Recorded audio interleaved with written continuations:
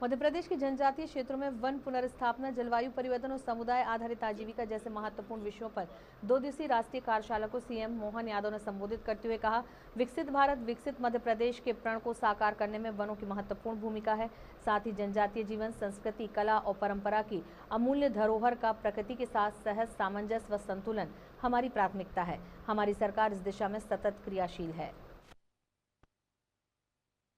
जो भाव बना उस भाव में हमारी पेसा एक्ट के माध्यम से तेंदुपत्ता संग्राहकों के लिए भी हमने काम किया, जलगंगा संरक्षण अभियान भी चला रहे। ये जो हमारे फॉरेस्ट की दृष्टि से मध्य प्रदेश खासकर इस संदर्भ में प्राकृतिक रूप से वन संपदा के बलबूते पर ही हमारी बड़ी बड़ी नदियों में जल की राशि पूरे देश के कई राज्यों तक अपनी जल से जीवन पहुंचाती, लेकिन उन जल से जीवन पहुंचाने वाली नदियों को लेकर के भारत सरकार के माध्यम से इस तरह से कोई इस एंगल से नहीं देखते कि गुजरात की प्रगति अगर हो रही है या बिहार में सोन नदी के माध्यम से जल पहुंच रहा है या हमारी केन बेतवा के माध्यम से उत्तर प्रदेश में, तो ये जल राशि बड़े पैमाने पे जा रही है। तो जाने के लिए मध्य प्रदेश को वो उसका हिस्सा भी मिले, ताकि जंगल केवल मध्य प्रदेश के नहीं, ये जंगल इन सारी नदियों को बचाने के लिए कि हम इसमें क्या और कर सकते हैं ताकि इनकी नदियों की जल राशि का अविरल निर्मल प्रवाह बना रहे। हमने अपने लिए नर्मदा जी को तो नर्मदा समग्र के माध्यम से लिया है, हम चाहेंगे कि बाकी नदियों को भी लें। यशस्वी प्रधानमंत्री के लिए अभिनंदन करें जिनने केन बेतवा और 2 बड़ी नदी जो परियोजनाओं को हाथ में लिया है, जिनके माध्यम से हमको बड़ी धनराशि मिली, जो हमारे जल के माध्यम से कई सारे लोगों को जल का